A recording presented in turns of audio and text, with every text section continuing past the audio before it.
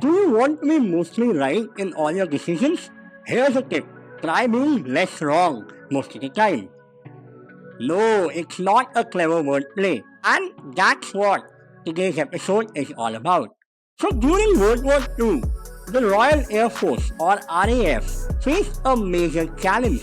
Most of their aircraft were getting shot by German anti-aircraft guns, and the aircraft returning from missions were riddled with bullet holes. Soon deciding where to reinforce these planes with armor became critically important. The solution seemed straightforward: add armor to the areas that showed the most damage. It was logical, after all, to reinforce the parts that were taking the brunt of enemy fire. But then a mathematician, yes, not a military man, not an aircraft engineer, practically a nobody, presented a radically different perspective.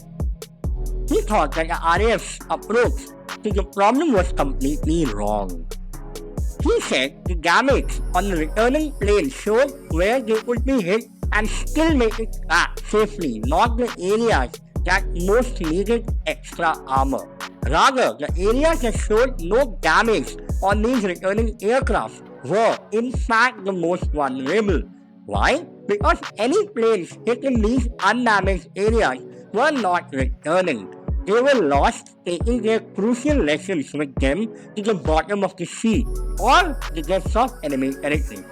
This person was the Hungarian mathematician Abraham Wald, and his war-winning insight became a classic example of the understanding and application of second-order effects.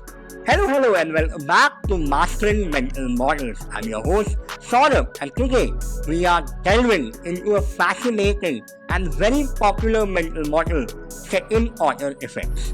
This model helps us see beyond the immediate consequences of our actions to the ripple effects they create.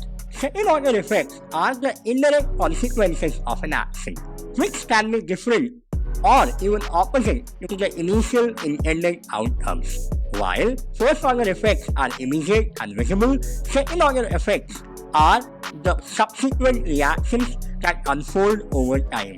This concept is crucial in the fields ranging from economics to ecology, and understanding it can lead to more informed and effective decision making.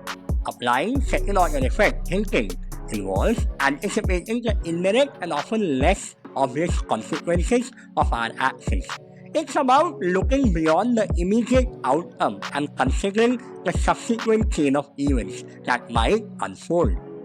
This approach can help in being less wrong most of the time by preventing unforeseen setbacks and leveraging the hidden opportunities. Here are two personal examples. Let's apply it to career decisions. The first order decision would be: imagine choosing a job solely based on higher salary. But the second order thinking says before deciding, you consider how this job might affect your work-life balance, your professional growth, and your overall job satisfaction. Perhaps this job with a higher salary demands longer hours and has a high stress environment, which could lead to burnout and decreased overall life satisfaction. By considering these second-order effects, you might decide that a slightly lower paying job with better work-life balance and growth opportunities is actually the better long-term choice. Let's apply it to health and fitness. The first order decision would be deciding to start an intense daily workout regimen to get in shape quickly. Second order thinking, whereas, says before diving into this rigorous routine, you think about the potential long-term effects on your body. An overly intense regimen could lead to injury or burnout, setting back your fitness goals. Considering this, you might opt for a sustainable approach, a balanced exercise plan that includes adequate rest days and a varied types of workouts, leading to a better overall health and fitness in the long run. So, as we conclude our journey through second-order effects, remember, every action has a reaction, often extending far beyond the initial impact. Keep this mental model in mind to navigate the complex web of consequences in your decisions. Don't forget to subscribe and stay tuned for more insights into mastering mental models. Thank you for joining me, Saurabh, on this thought-provoking exploration. In our next episode, we will dive into another intriguing mental model. Until then, think deeper and stay curious.